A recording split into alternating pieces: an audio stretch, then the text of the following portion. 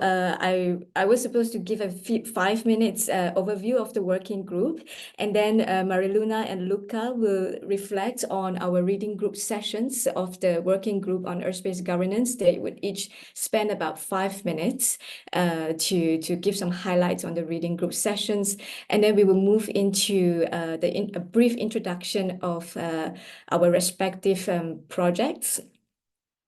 I think Rek is sharing. Okay. So should I just go ahead now? Yes, Okay. please. Yep. Yeah, so you can okay, so if you could just go to the next one. Can you go to the next slide?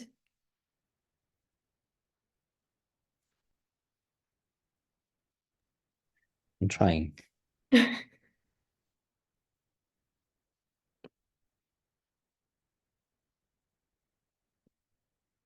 No. Okay, we can be much more coordinated, I promise, the next time. So yeah, then we will be each spending 5 minutes to briefly talk about our projects and initiatives. I have myself, my own project. Florian has Phogos, and then Katharina on North Space, Nina on Future Space, and then JF would talk about his international database, space database on institutional arrangements. And then Rek will present the call for our special issue, whereas Santiago would present an example of a paper contribution to the special issue. And then we can have about 15 minutes discussion. So that's how it goes. So I think we should proceed to Luca and Marieluna. If you can share your slides, that would be great. Sure. Maybe that's also good. This is more of the advertisement block before the presentations actually start, advertising our reading group. So I'll start. Can you see my slides? Mm-hmm. So I'll start with just a few basic words, about general words. So the idea for this reading group came up at the beginning of this year, basically at the first gathering of the working group members. And our intention was to set up an informal group first of early career scholars that would read recent publications together that are concerned with Earth space governance. And we hope to build a base of texts and start new discussions among us, get us to know each other, and also eventually open up new research questions for ourselves. And in the past couple of months, the reading group has evolved along 3 general lines. So firstly, each session had a clear thematic focus that was preset with 2 texts to read.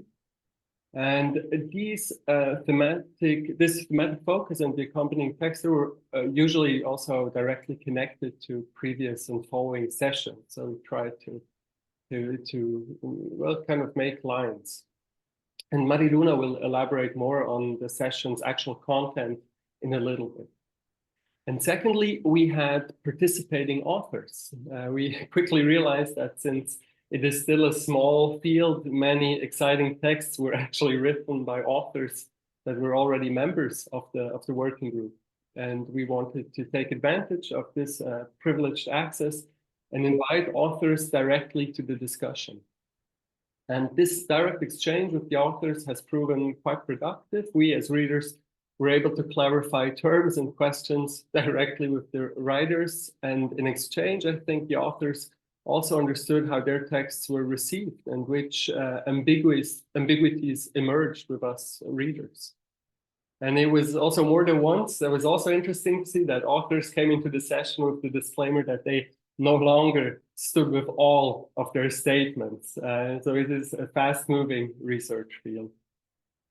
And thirdly, we wanted to turn the reading group into an inclusive platform so that regular participants could eventually fill this platform according to their needs and wishes. And everybody is welcome to suggest a thematic focus and determine the text to be read with it.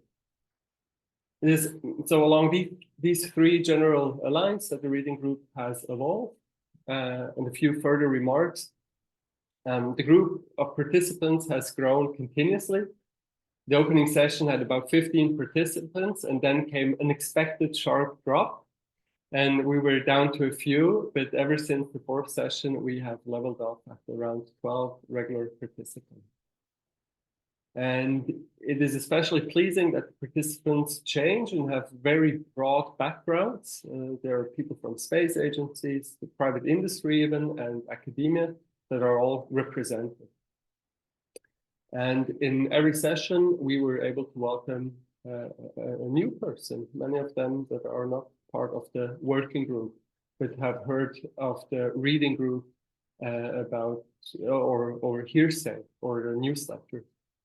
And this is maybe an important thing to add. One does not need to be a member of the working group to join the reading group, of course. Everybody is welcome. And this is also, I guess, the most important remark I can make.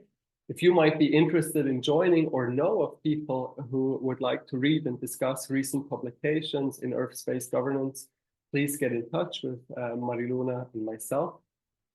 We will keep you or your colleagues informed about the content of future sessions. And I will now pass the word to Marieluna, who will provide you with a glimpse on the content of the past sessions.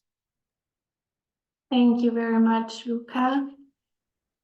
Yes, so up to now, it was always a surprise who will be joining our sessions, and this made the discussions also very interesting, very interdisciplinary. And up to now, the reading group explored very different facets of Earth-space governance in a so far 5-session journey. Next week, we have our 6th session. And we dive deep into mainly conceptual questions shaping Earth-space governance. And we started from defining the boundaries of outer space to tackling the environmental and sustainability challenges we face in the Earth orbits and beyond. In each session, we uncovered and discussed very different perspectives on Earth space governance. As you can see in session 1, we kicked off by asking, where does outer space begin and how can we distinguish between different spaces in outer space and in the Earth orbits. We discussed 2 papers by Ethan Tepper and Daniel Patton from NASA. And then session 2 delved into the conceptualization of the Earth orbits and outer space as environments, exploring how different perspectives can shape governance and sustainability efforts. We were reading texts by Williamson.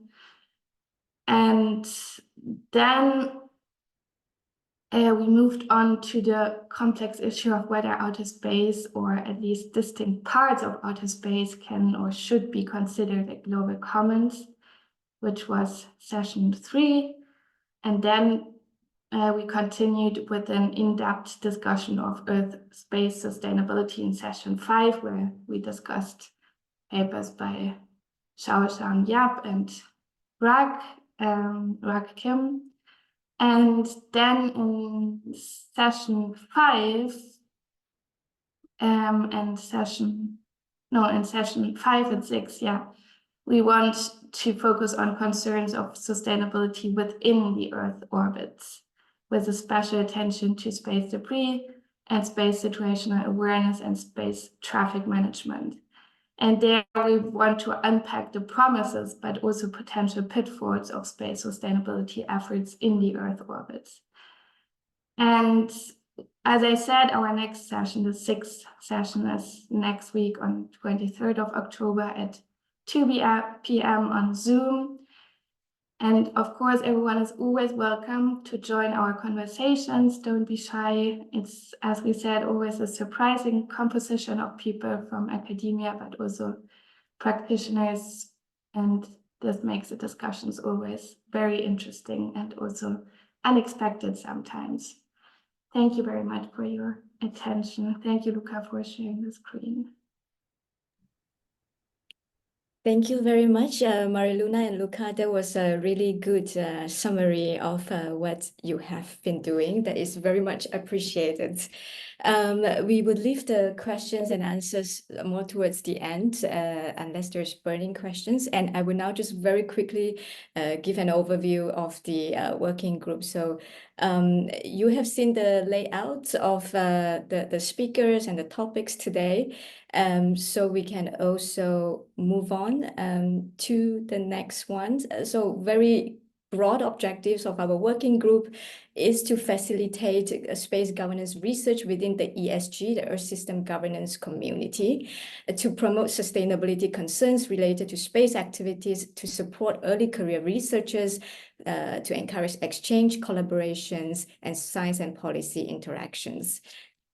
Next, please. So what is it all about? I'm sure we are here, those that are here, we are well aware that we are seeing a lot of rapid development in space technologies today. And it all next, you can just click it through. So all of these come with sustainability implications, including space debris and increasing launches that actually cause atmospheric pollution.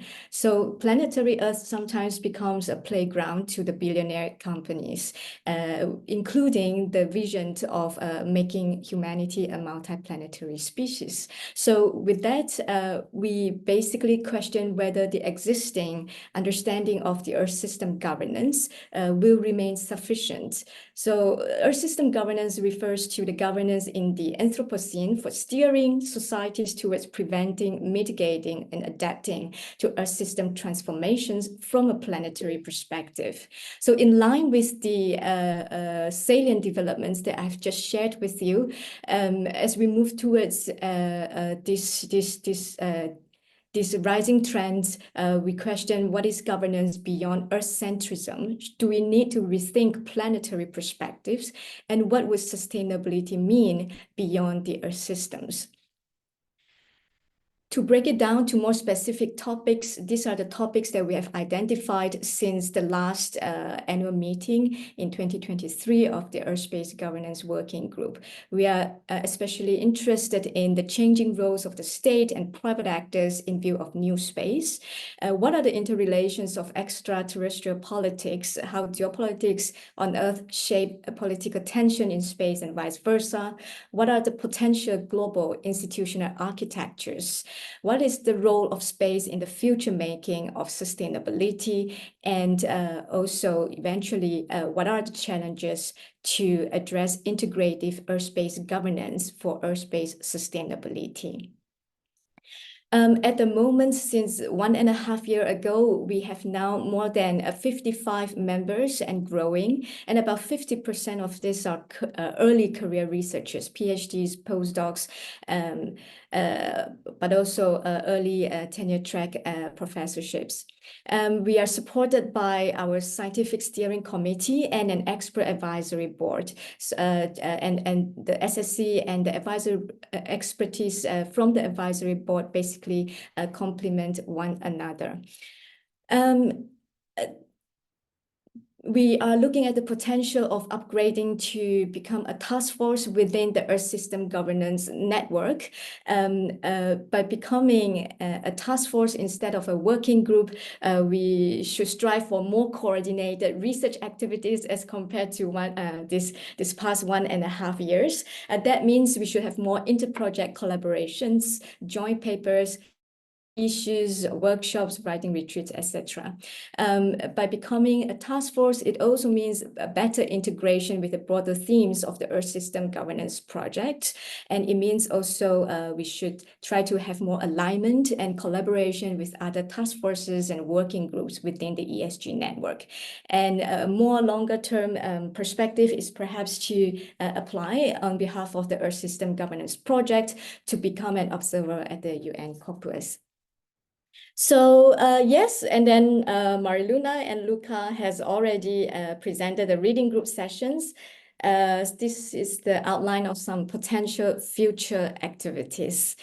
And we will now move into the brief introduction of our respective projects and initiatives. I would be happy to kick off this one with a very quick overview of my project. I'm not sure if Blake or Vrech would, okay. So my project is about planetary stewardship in view of Earth space sustainability. So I think, yeah, that's perfect. Thank you. You can just click it through to the next slide. Yeah, so as shared before, we are now seeing this very rapid rising trend of space technologies as compared to the entire human history in space. The left shows the number of objects going into space since 1960s, and the majority of these satellites can be attributed to the commercial satellites since 1974. Next.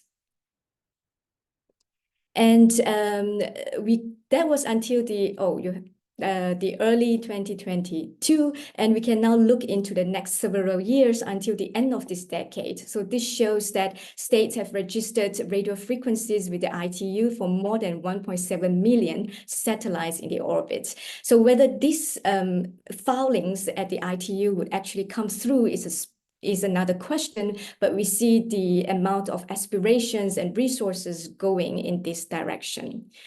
And next, please.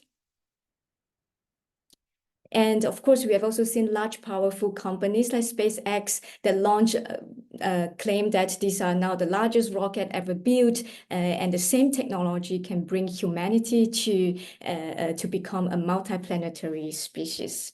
Next.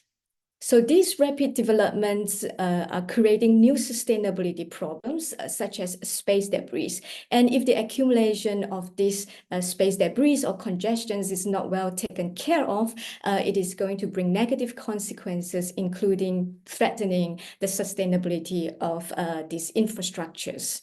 Next, please.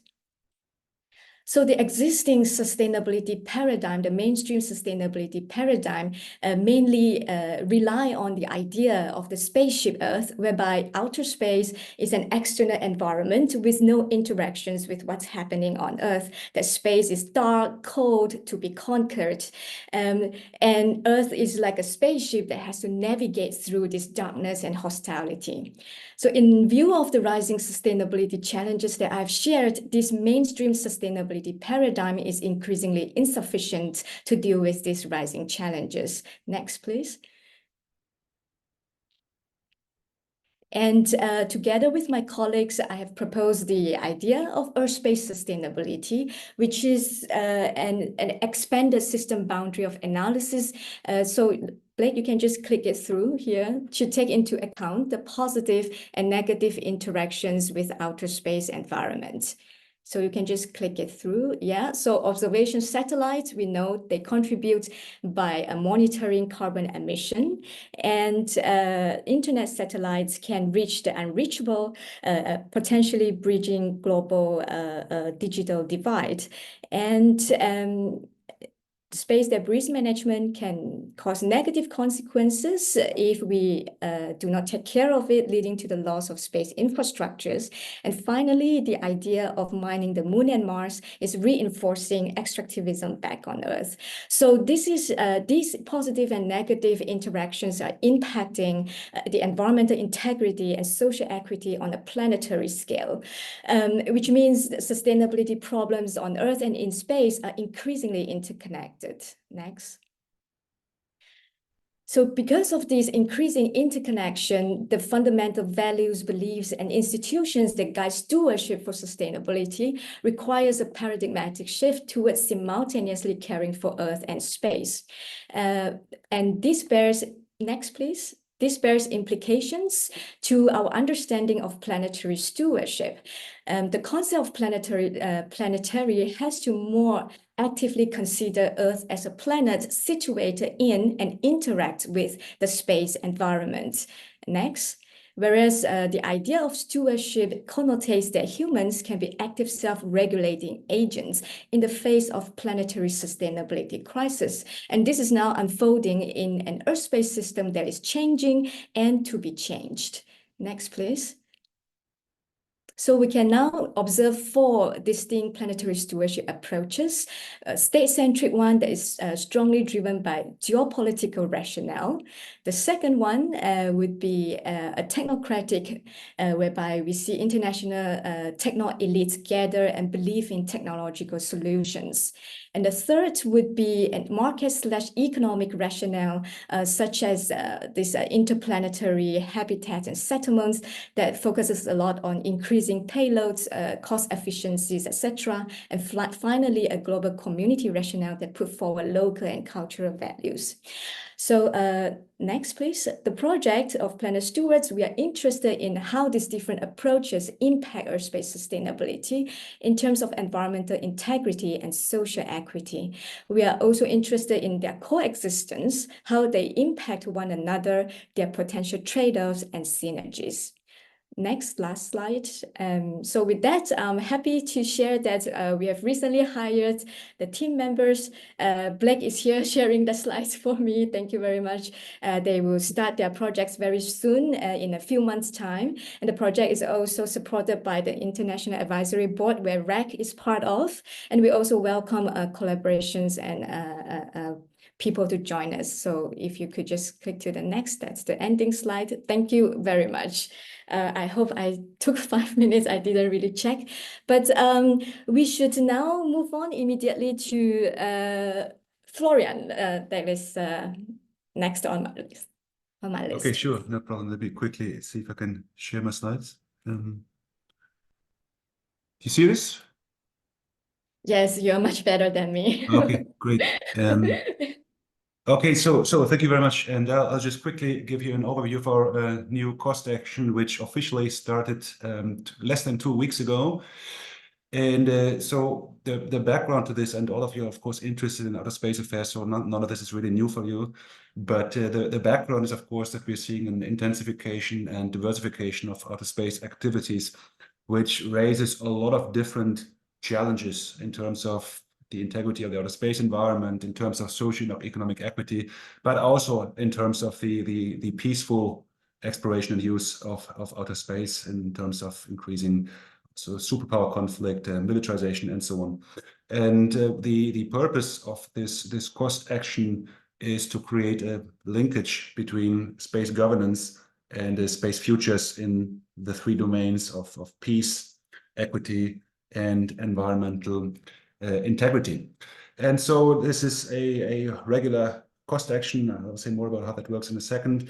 The structure of the action is as such. We have so far 21 different cost countries represented on our management committee. Some of our members are here today. We currently have 1 working group that is going to look at policy outreach and specifically also the science policy interface.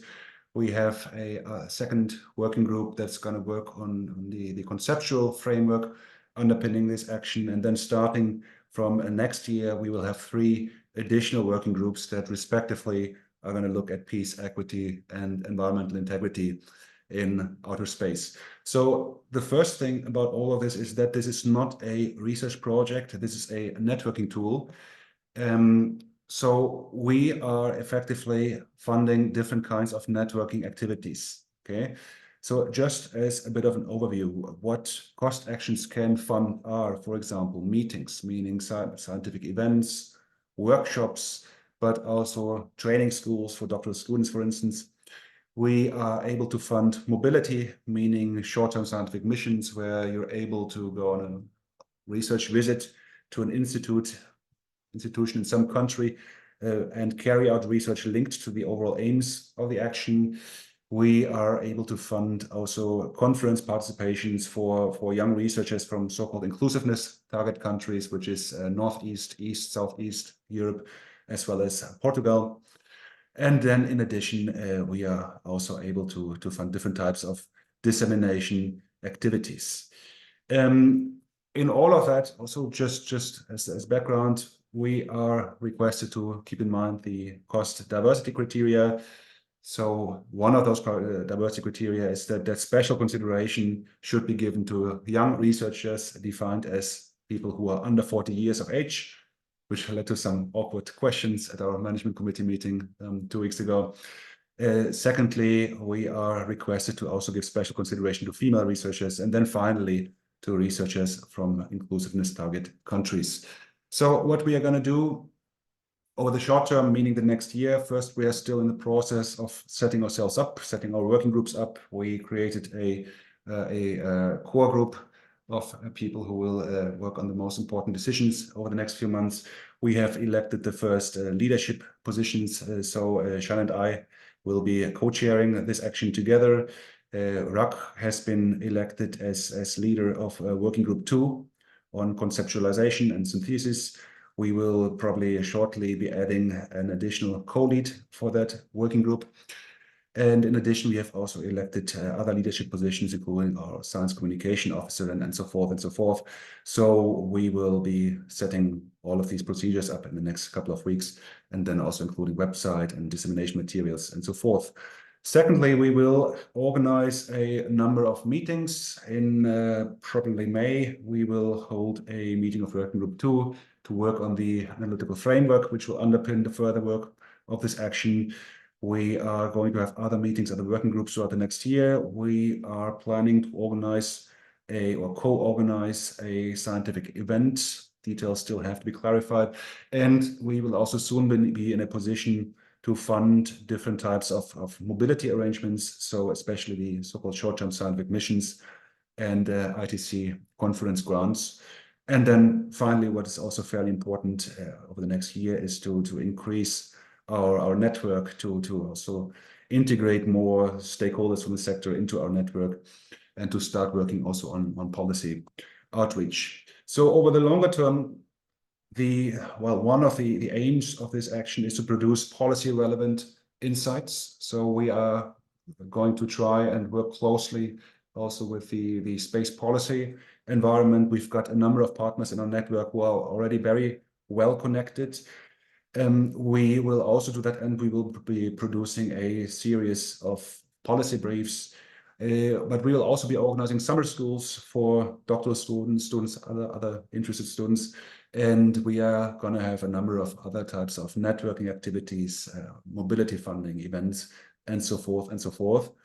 And all of this is ultimately to support the space governance / space futures community. And so in case you're interested, in case you would like to participate in one of our working groups, or in case you would like to do a short-term scientific mission that connects to the topics of the action, then just get in touch with us. And because we are here to support you. Thank you very much. Thank you very much, Florian. Next, I have Katharina, but Nina, you have to leave at 2. Are we still good with the time if we go with Katharina now and then? All good. Okay. All right, thanks. Yeah, Katharina, please. I will try to share as well and hope it works with me.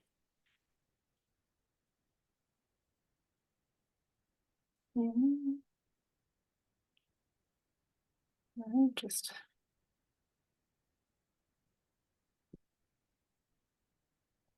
Yes, we see the slides. You just, yeah. okay. Thanks. You see the, no, you don't see the presentation mode. That's maybe okay. We saw. All right. Yeah. Thanks for inviting me to join. And greetings from Oslo. And I'm happy to present a bit about the project that we've been working on since the end of 2023, the so-called Nord Space project, which has the more complex title, Nordic Space Infrastructures, Environment, Security, and Future Imaginaries of Outer Space in the High North. This is a collaborative project led from NMBU, where I work, and with partners in Denmark, Iceland, and Sweden, which are also bringing different kinds of expertise to the project from different social sciences. So we have geographers, anthropologists, lawyers, and political economists on board in order to fulfill the plan that we have with the project. So what is this about? I think I don't have to preach to the converted what is the matter with outer space and environmental questions. but also security questions that are coming up. So potentially the question that is more interesting for this community is, what does outer space have to do with the Arctic? And one thing that we've been starting with, and which we've been curious about, is a particular increasing political focus, but also economic focus on the development of space activities, and particularly space infrastructures in terms of built infrastructures in the so-called high north, as we call it. So above the Arctic circles in various Nordic countries. So some of you may have followed that, but it's often a bit of a special interest. So I just want to mention the Andøya spaceport high up in northern Norway. The Kiruna space, well, not Kiruna, but Esrange spaceport in or close to Kiruna in the high north of Sweden. And we can also see maybe a bit of a different development in Iceland, which of course is not very publicly led, but also efforts from private entrepreneurs to establish somewhat of a space industry with first launches and new regulations coming up in Iceland in 2022. So this made us very curious and thought we need to investigate that a little further, what is actually happening here. So how do these developments and the development of space infrastructures impact actually security and environmental practices and politics in the Arctic, specifically across our 3 case studies that we want to focus on, Norway and Sweden and Iceland. But we're also interested in what kind of impact does this actually have for the local communities that are living in the high north.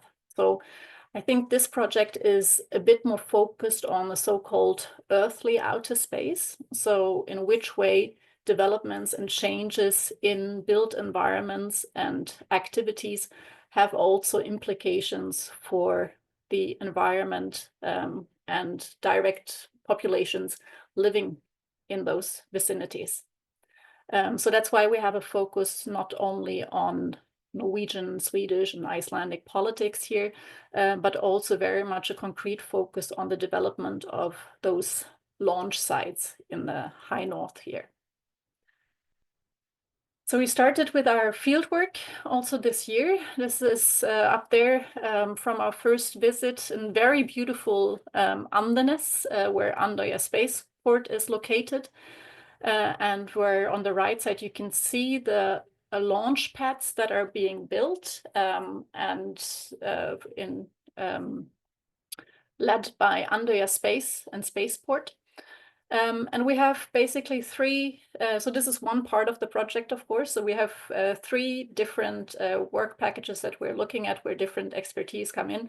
For one is this in better understanding of the space infrastructures. So here we're understanding this not only as build and material infrastructures, but also knowledge infrastructures. So this is about really understanding the particularities of the economic structures, actors, and governance framework in those Scandinavian countries that we're focusing on.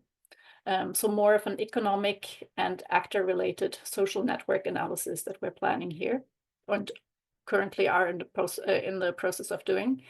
The second part is the idea of national identity and status, and in which way certain discourses, strategies, and policies constitute and rearrange also status and identities in these countries. So the idea is a bit, for instance, Norway is very much a Nordic country which has a somewhat of a green and identity, which it proposes also in the global stage, and in which way space activities and the development of these infrastructures may be sometimes at odds with that kind of identity that is proposed on the international level. So that is something that we're exploring through interviews and through document and discourse analysis.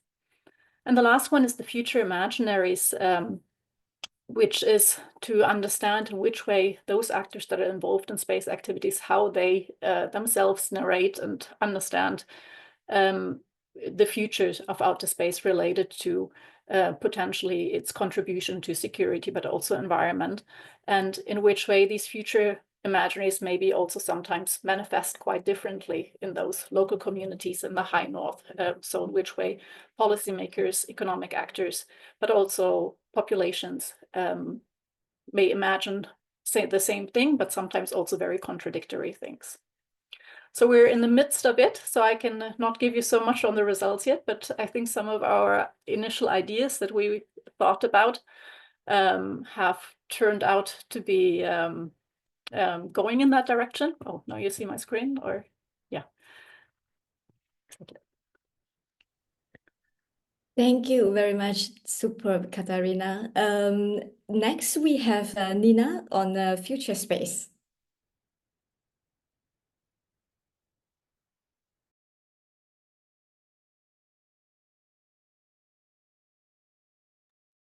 Can you see anything?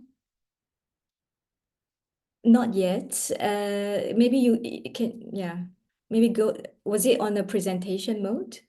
No, it wasn't. I try again.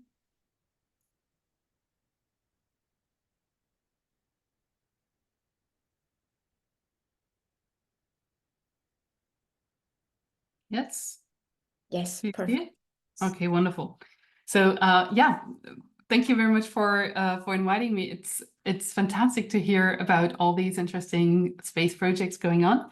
Adding another one, Future Space, here to the mix. So the long title is Making the Ariane Rocket, Negotiating Relations Between European Integration and Europe's Future in Outer Space.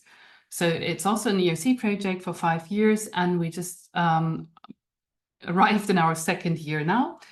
And I am very happy to have a wonderful team of interdisciplinary researchers who you can see on this image, and together we attempt to follow the rocket.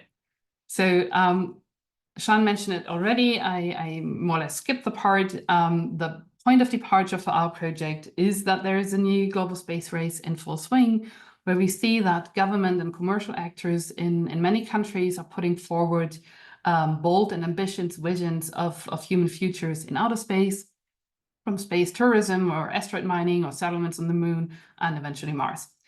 However, visions also need to address the practicalities of their realization. So they have to be seen as being achievable in one way or the other. And what many of these diverse, competing, and at times also varying visions share is a practical, also material concern, which is how to get there, how to develop high-capacity rockets to access outer space and build the not yet known futures. And the design of a new rocket is, of course, not just a technical process, but an inherently social and political one.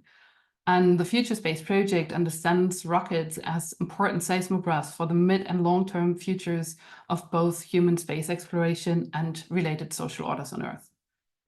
So what we do is that we explore the contingent visions of European space futures as they crystallize in debates about the European Ariane rocket. Outer space has, of course, always been a place of imagination onto which competing future visions are projected, where they are negotiated, condensed, and contested. So what we are interested in here is how the future is already inhabited in the present in space policy, discourses, governance settings, and engineering practices. So the main research interest that drives our project is the question, which kind of space futures are projected onto and realized through Ariane, and how are these futures connected to ideals and tensions of European integration practices? So I guess most of you know the Ariane program, which is the only multinational rocket program in the world. It's, to be precise, it's a family of space launch vehicles that is ordered and developed by the European Space Agency in cooperation with the European Commission and then financed by ESA member states. And the different rocket parts are designed and constructed in various European countries. Then they are transported and shipped across Europe for final assembly at the European Spaceport in Kourou. But the rise of private space companies in the US and elsewhere has led to unprecedented competition in the global marketplace for space launchers, and that is challenging the European collaborative system. So Ariane is now seen more and more as too expensive, with a bureaucratic governance system that is too complex to keep up with the pace of disruptive innovation of its competitors. But these criticisms and controversies are precisely what we are interested in, as they at once speak to these well-known tensions between unity and plurality, cooperation and competition that we find in so many European projects. But they also allow us to ask what changes when European integration practices are envisioned to extend towards outer space. So to address these questions, we conduct a multi-sided ethnography, and over the next years, we will be following the rocket around to construction sites, to policy conferences, to foresight departments and trade fairs and many more sites to understand how the future is envisioned and concretized in political strategies and production processes. And here the main working packages that we focus on in the project are related to future visions. So how do actors mobilize future visions for technological and political choices? Then governance as practical politics. So here we are asking how are relations between European integration and future visions of Europe in space, how are these negotiated in complex space governance settings? And what role do changing geopolitical configurations play? We're also interested in values or value constellations as related to identity configurations. For instance, how European policymakers mobilize what they see as specific European values in political negotiations and imaginations about the future. And then last but not least, we're interested in design and engineering practices so that reveal the material texture of envisioned futures, asking, for instance, how governance practices and value constellations are inscribed into engineering and design practices, but also shaped by them. So the project's central aim is to develop a topography of Earth-based relations, and the landscape features that we're interested in here are related to practices of making Europe, for instance, as in shared standards or values, institutions, regulations, but also policy principles on the one hand, and the imaginative resources that define, motivate, and render them visible in the present. And we hope that by investigating the topographies of outer space futures to better understand how and for whom these open up and the spaces they create for societal debates on Earth-based relations. Thank you.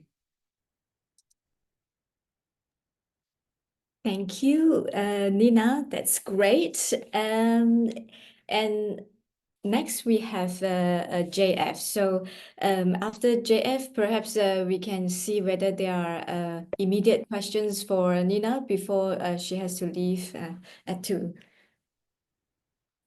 Great. Can you see my screen? Yes. Yes. Okay. So thank you, Shan. I'd like to advertise this online platform. So it's called the Space Actors and Governance Explorer. We launched it last spring, just a few months ago. It's a public good in the sense that everyone can use it for free for their own research. And we already did an update last summer, and other updates will be needed. So in short, this is basically a platform where you can access 2 related data sets. One is about space organizations. So we have about 1,700 different space organizations, some public, some private, big and small. And we define a space organization as any organization that design, own, launches, operates, tracks space objects. It doesn't include most of the manufacturers of components. It doesn't include several NGOs working in this area. But still, as you can see, there's a significant increase, as you can easily guess. We have a second dataset, which is about arrangements. So any basically agreement that has been concluded between at least two space organizations. We have nearly 2,000 of them. So that would include treaties, contracts, certifications, memorandum of understandings, guidelines. Some of them are in force, others are not. Contracts are very difficult to obtain, as you can guess, but many of those agreements have other forms, several memorandum of understandings, for example. So on the website, there are various ways to explore both the organizations and the arrangements. So here, for example, you have a list of different space organizations that are for-profit private organizations. You can use different variables and parameters. You can, if you click on them, you have access to different information, including the list of arrangements that they are part of. So this is for NASA, for example, and you have access to the full text of most of them, those that we were able to get the full text, which is more than half of the arrangements that we are aware of. So here are a bit of a few examples of studies that have been conducted based on this data set. One compared the growth rate of public organizations and private organizations that has been published recently. Another one compared the set of organizations in the US relative to China, and also the networks and the partners of Chinese organizations and American organizations. This third paper here, because we have the full text of the agreements, we can look at their principles and the commitments and the rules, and connected how the big principles are related to more operational norms. And this fourth paper, we did a bit of a network analysis to situate the European Space Agency as a bridge between different clusters of organizations. And basically more papers are in the pipeline using the dataset, but you're more than welcome to use those data sets for your own purpose, and also to let me know if there are arrangements and organizations that should be listed but are not. So please feel free to contribute to this public good. Thank you. Perfect. Thank you, JF. We are actually doing very good in terms of time. So before we move on to Rec will be presenting the call for a special issue, and then we have an exemplary paper by Santiago. So before we move on to these two presentations, just checking in if anyone has a burning question on the projects among the speakers, but also among the participants. Yeah.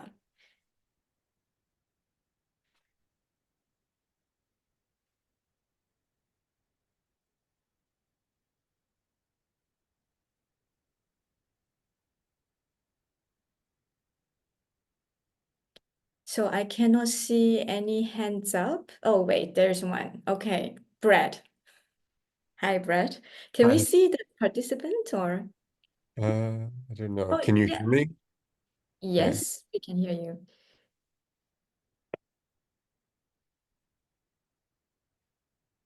Let me turn on my thing. Okay. Can you hear me now? Yes, Okay. perfect. So actually it's a question for you, because I was curious when I was looking at your model for Earth-based sustainability. It didn't seem to me that you had GPS satellites in the model, and I was just curious about why. Maybe it's not the appropriate forum to ask, but I was just really curious about that. Why do I not have GPS satellites in the model?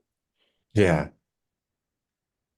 Well, the GPS satellites is one of the case studies, though, is that so for the 4 different planetary stewardship approaches, the one that driven by geopolitics, an exemplary case study would be the development of navigation satellites since the 1970s, because the first development of navigation satellites was actually very much driven by geopolitical rationale. Then we saw GPS, and then we saw Russian version of GLONASS, and then now EU has Galileo, and China has Beidou system. So this remains quite geopolitically driven, although part of these navigation services is used for or diffused for broader socioeconomic purposes these days. But a big part of the accuracy of the systems is reserved for military purposes.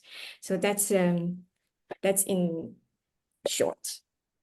Right. I mean, I'll sort of respond like a little bit, just because I guess what I had in mind was that if you think about optimization of resource use in terms of transport, it seems that you could use GPS to have really highly optimized transport. And in that sense, it could be really important for sustainability strategies. But I do totally understand why it's geopolitical. I mean, I don't argue with that at all. Oh, okay, I understand now. Yeah, so this is definitely a trade-off between geopolitical interest, but also socio-economic purposes. So navigation satellites now can be used for precise agriculture, for more efficient transport navigation, shipping to reduce carbon emission, etc. So there is definitely this on one side, geopolitical tension. On the other side, there is this potential for socio-economic developments or sustainability transitions of sectors. Yeah. Should we can also keep this towards the end. If there's no other question, do I have other questions to other speakers? Okay, there's like Q&A going on in the chat, which is perfect. That's very good. So if there's no other questions to other speakers at the moment, let's proceed to the presentation by Vrech on a special issue at the Earth System Governance Journal. So Vrech, please feel free to share your screen. Okay, thanks, Shan. What I'm going to share is something that Shan and I have been working on for a while as one of the key working group activities for the next year. So I think you see the screen, right? Yes. Yeah, so we're launching a special issue for the Earth System Governance Journal, and this special issue on Earth space governance has been in the making for a while, and finally the call for papers will be out very soon. So we are keen to really encourage our members of the working group to submit expressions of interest, and we hope to make this a space for all of us to contribute. So to give you a sense of what this issue is going to focus on, I want to take a step back and share something that we've been thinking about for a while. So last year in 2023, Shan and I published a paper called Earth Space Governance in a Multi-Planetary Era. And this all, like many of you, it all started with the observation that private actors are now accelerating space exploration, pushing the boundaries faster than we expected. So a multi-planetary era where humanity lives on more than one planet may not remain in the realm of science fiction anymore. It's going to be happening pretty soon, although it sounds pretty wild, but I think we think it's closer than we think. So, for example, take SpaceX that continues to test its Starship rockets. Its plan is to send 5 missions to Mars in the next 2 years by 2026. And this company is openly and proudly actually also saying that, speaking of interplanetary colonization, saying that they will colonize the space with a plan to put humans on Mars in the next 20 years. Whether or not you think this time frame is actually realistic or feasible, I mean, the ambition really underscores the urgency of the discussions that we have now. So now in 2023 paper, Shan and I made an argument. So as we move into this new multi-planetary era, we need to rethink Earth system governance. Because at the moment, our focus is entirely on our own planet. Everything we do, our governance frameworks, our sustainability goals, it's all centered on Earth. But if we continue along this path without expanding our focus, we risk creating fragmented and privatized governance systems. And this could also lead to serious social, economic, and environmental consequences, not just in space, but also on Earth. So we are already and we are already seeing signs of this happening.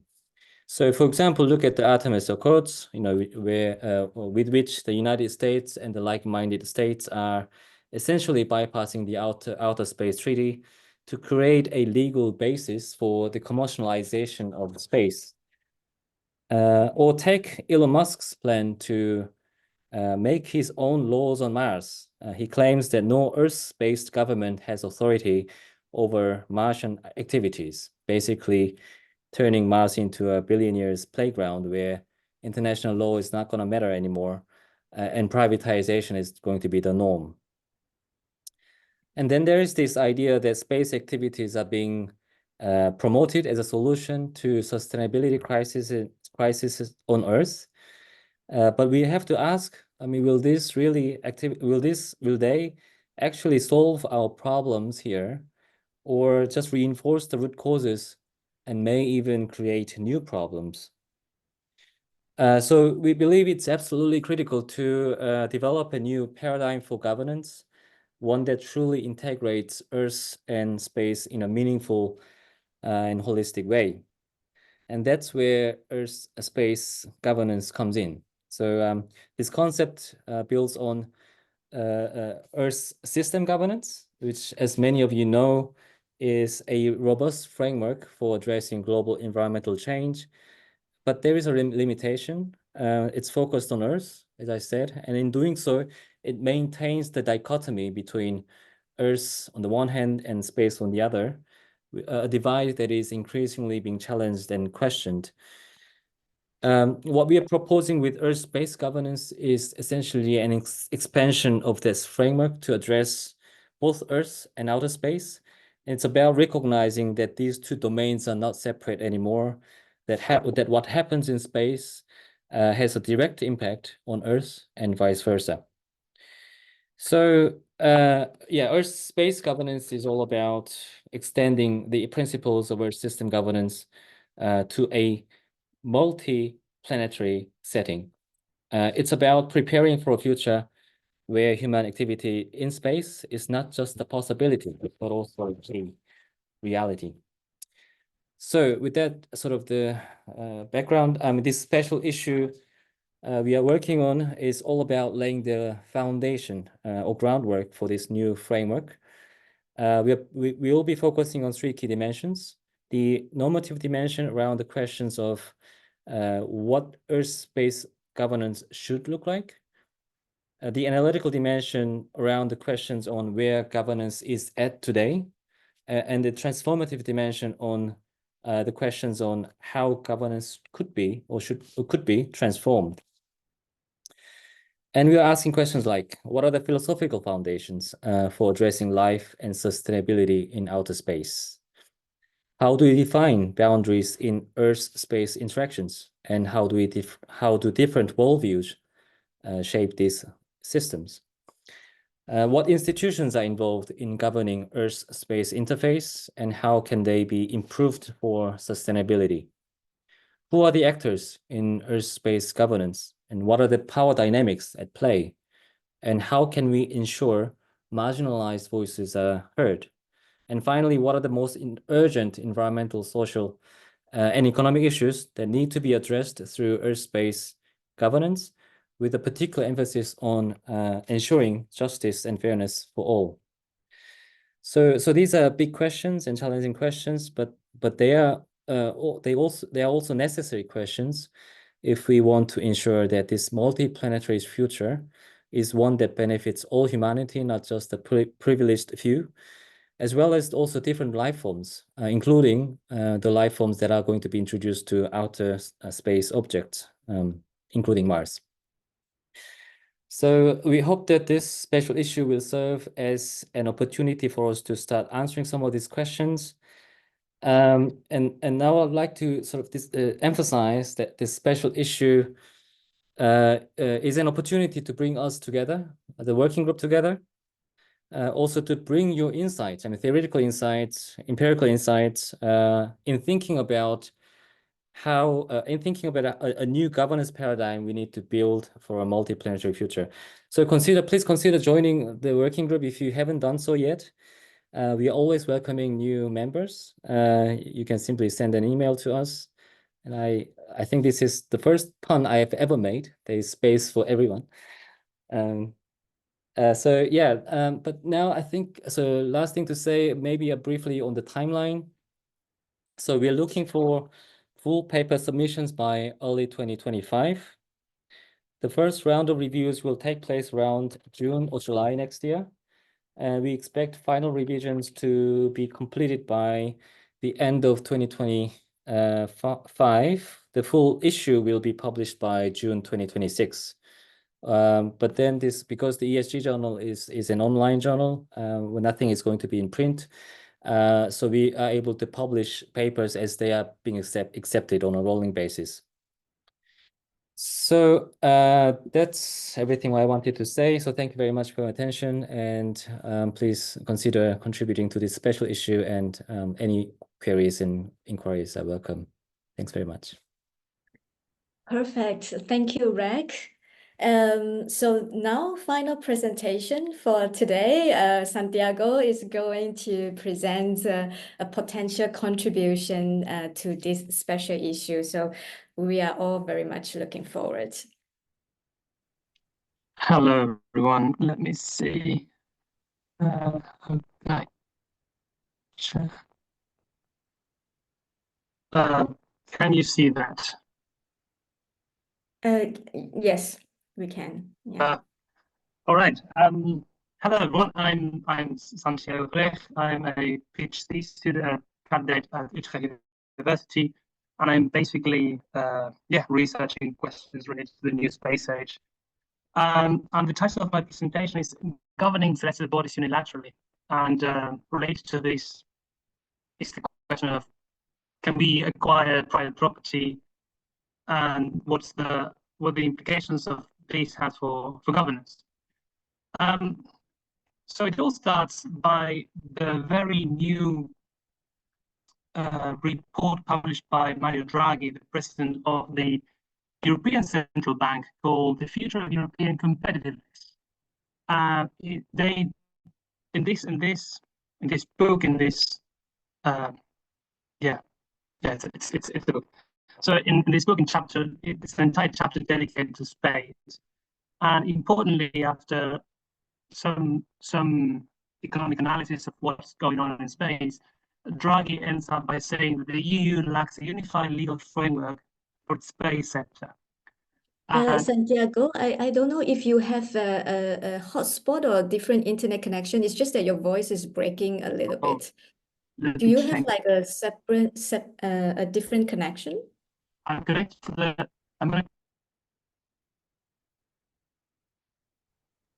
That should be better. You could try turning the video off as well. That might help make the audio stronger. Okay, now I'm connected to Edram. Is it any better? If you try to turn off your video while you are speaking, then maybe we can hear you better. There we go.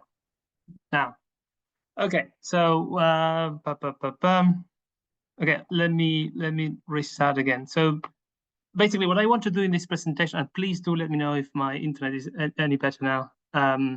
What I want to do in this presentation is to show how philosophy or philosophical approach to celestial bodies has some implications for both governance and considerations of justice. So it all starts with the new report, a book published by Mario Draghi, the president of the European Central Bank, where he writes that the EU lacks a unified legal framework for its space sector, and more importantly, ends up saying the Commission plans to propose an EU space law which would establish a coherent legal framework, bring legal certainty for space market operators, and create a level playing field in the sector. So the question now is, at this point, the European Union doesn't have a proposal, but there have been quite some proposals in the legal literature already. So could these proposals be used as a source of inspiration for the EU new legal framework? And could these proposals, the ones that have been published by legal scholars in the field, also serve as a source of legitimization of, for example, the Artemis Accords or the the legal frameworks passed by Luxembourg, Japan, and so on. So basically, there's one common thread that emerges from all these papers, and that is giving private property rights. So these legal authors, they call or they exhort to actualize the legal treaties that we have, and especially the Outer Space Treaty of and make space more amenable for private investment. And all these papers, they take a philosophical stance. They draw on the work of John Locke. They take a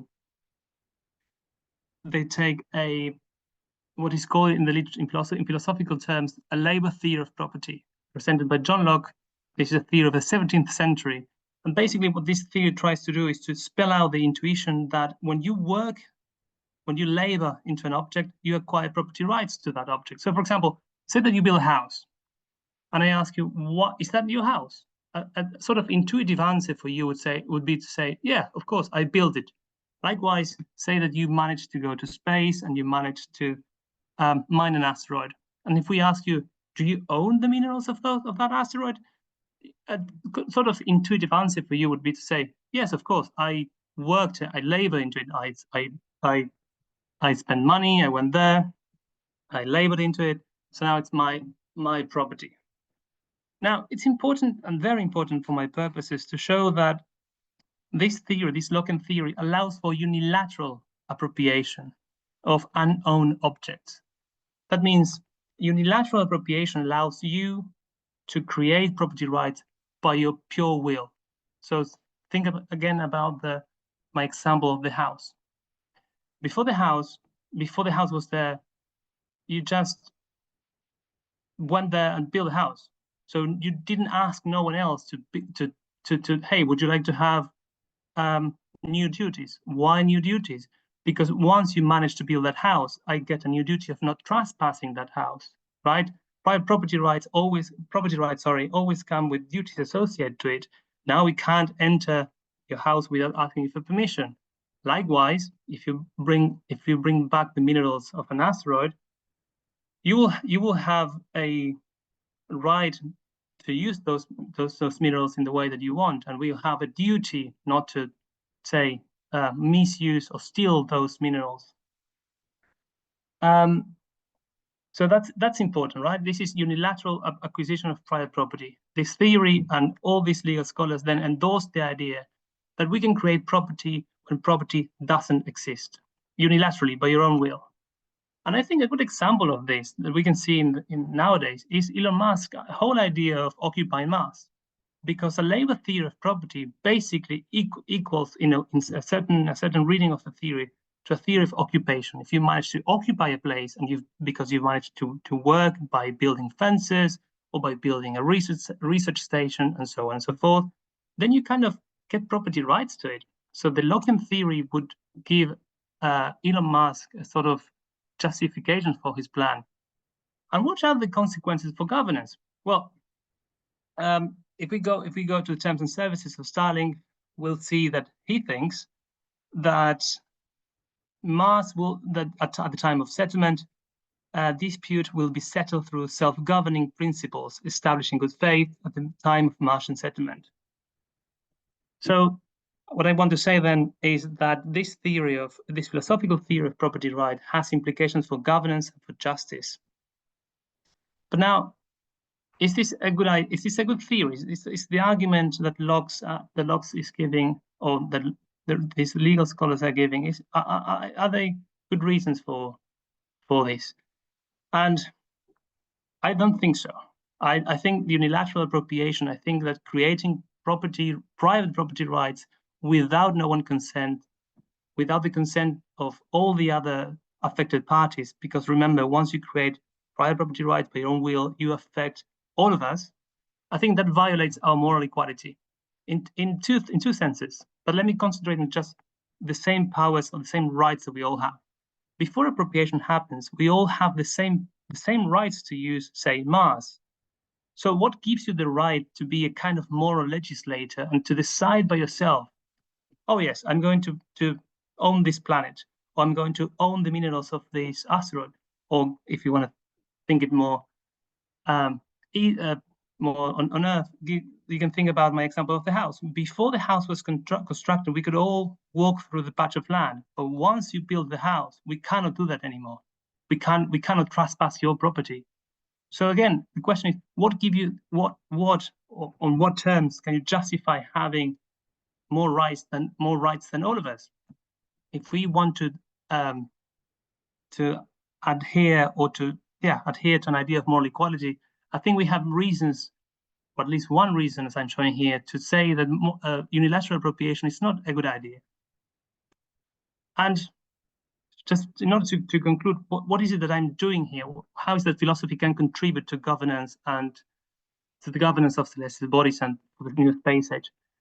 I think a good example of what I'm doing is Katharina Pisto's Code of Capital book. It's a book of 2019, I think, where she makes the case that wealth or capital is created through property rights, and property rights in turn are created by lawyers, by legal scholars, and not in a top-down fashion.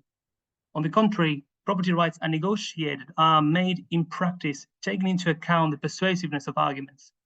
And I think at least what I'm trying to do here in this very brief presentation is to show that we have reasons, at least one reason, to believe that this idea of getting private property rights of planets, the moon, or asteroids is, in the end of the day, not a very good idea. So if we want to think about a more just and sustainable form of governance for celestial bodies, maybe this is what we should fight against. Thank you. Great. Thank you very much, Santiago. You can put back your video so we can see you. Thank you very much. Yes, so we have about 10 more minutes for us to ask each other questions or to pick up questions from the audience if there is any. So I can start because I see that in this chat box there are two questions. Perhaps one I can answer first from an anonymous attendee. A small question about whether you have synergies between the projects beyond this webinar, for instance. I think that's exactly what we are trying to do here, what we are striving to do. So this is one of the first times we bring together members at the working group, which we did not yet have opportunity to have a lot of exchanges so far. So this was the session to get us together, and the members among ourselves, each of us has our own projects or initiatives, and we share with each other, and hopefully this can be the start of a conversation, and we can identify collaboration opportunities moving forward. So yeah. Any other questions from the floor? But also among the speakers ourselves, we can ask each other's questions just to better understand each other's activities. There's a question in the Q&A. And does anyone want to take it up?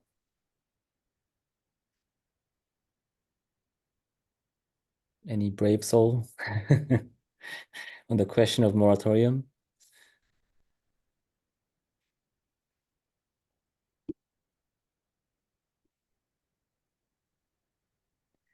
I mean, maybe, yeah, I don't, this person who put this question out on the chat, maybe he or she could elaborate on the question and share the views.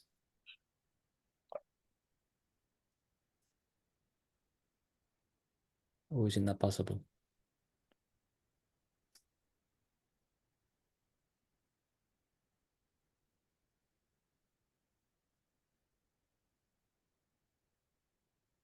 Is anyone familiar with this call for moratorium among the panelists?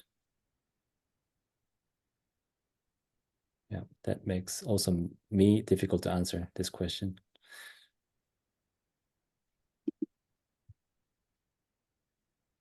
Yeah, Santiago? Okay, I'm gonna first turn off my video to make the audio quality better. I think there is a moratorium for, at least from the space scientist community.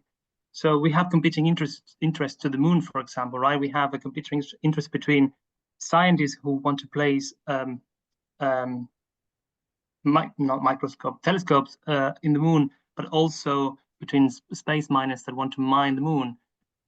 So we should maybe have if we value more science than wealth, then maybe we have reasons to put a moratorium on space mining to first conduct space science, to make the best use of the radio quiet frequency of the moon, for example, to acquire evidence, and then lift off cancel the moratorium and then allow for mining.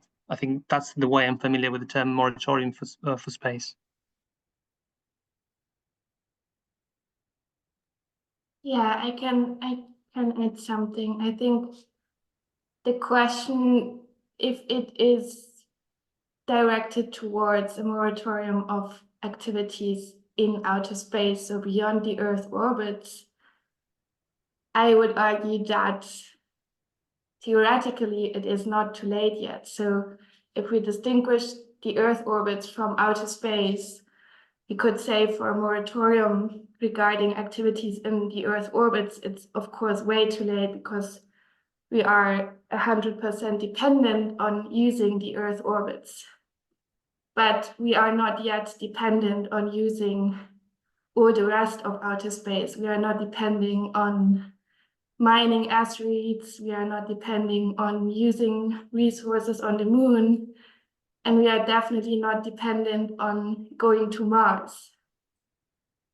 I would argue that the economic voices who are in favor of commercializing not only the Earth orbits, but also spaces that become beyond the Earth orbits, they are very powerful and very loud. So these voices are probably more heard, and they are, of course, against a moratorium of the further use and exploration of outer space.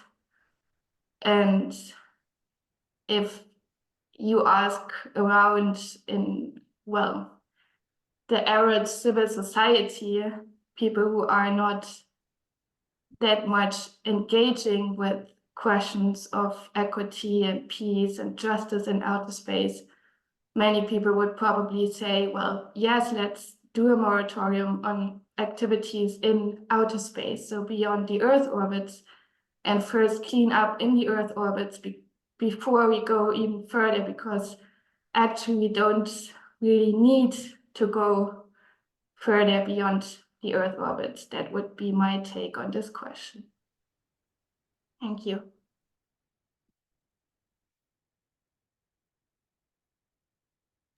So there's another question from Ori to Santiago about philosophical, I guess, foundations around the question of property or conceptualization of property.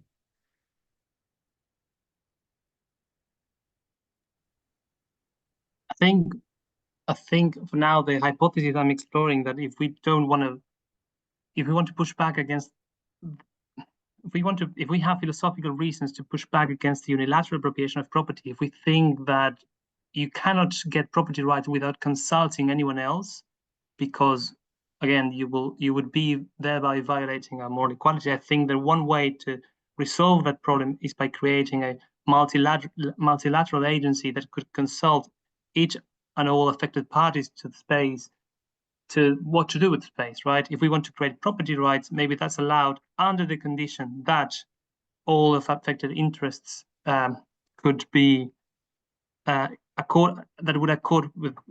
would be in agreement with that idea. That's the hypothesis I have at the moment. I think that's one way we can respect the moral equality of all persons and states and stakeholders that have interests in space and get property, because in a way we would need property. For example, scientists would need to have exclusive rights to study the moon, so they would need property rights in a way.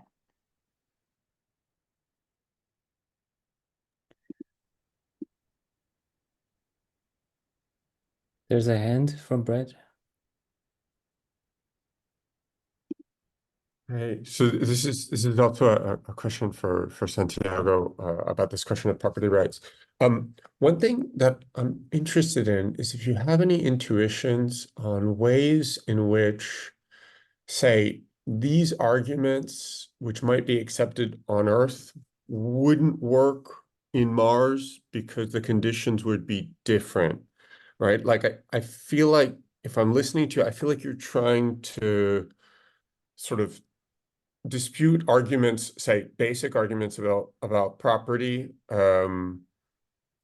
that are almost transcendental claims about the foundations of liberalism. And I'm wondering if there are strategies you could take that would be less an attack on liberalism as such, say on sort of the accepted principles underwriting, you know, the labor field theory of value and what have you, and be effectuating a strategy whereby there's sort of assumptions that would have been in place, for instance, when Locke made those arguments, that wouldn't be in place on Mars because the only person on Mars would be Musk. Meanwhile, on Earth, when people make these arguments, implicitly there are other people who could have done that work themselves. And so therefore you have a sort of structural asymmetry in the meaning of the argument due to the fact that you're talking about space. And I'm wondering if that can be exploited in any way for making your arguments and making them stronger. Because if you want to take down liberalism, that's a harder thing to do than taking down a sort of assumption about liberalism's ability to be exported into space. Yeah, I really like the second question. I like the way you're framing it, but I would like to ask you again, why do you think this is a attack against liberalism? I don't fully comprehend that that part of the first question. Oh, why I'm saying it's attack on liberalism? I mean, I think that if you were to look at all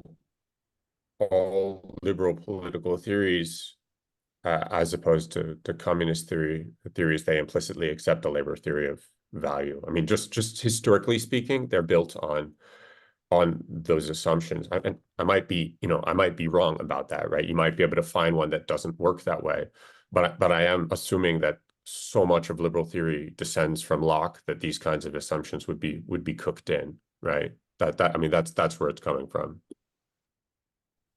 Right. Thanks for the clarification. Do we have time? No, actually, we have to finish. Okay. Right. Yeah, thanks very much. I mean, this type of discussion is really what we want to foster in this working group. And it's really great to see the diversity and of projects that are already ongoing by the or being led by the members of the working group. And we are really off to a good start, I would say, Shan, as a working group. And I think to see also the number of interests that we have, the attendees, was really nice gathering, I would say. Thanks very much for participation from my side, but Shan, over to you for your last words. Oh yeah, thank you very much. It was very helpful for me. I believe I will have follow-up questions to all the speakers beyond this webinar. So I thought that was very good for us to get together and learn about each other's work, projects, and initiatives. So yeah, this off to a better start. Thank you. And thanks to all the participants who joined us. Thank you for your time. Yes, thank you very much. Have a nice day or evening or morning, wherever you are. Thanks. Bye-bye. Bye-bye. Thanks for joining. Bye. Thank you so much. Thank you.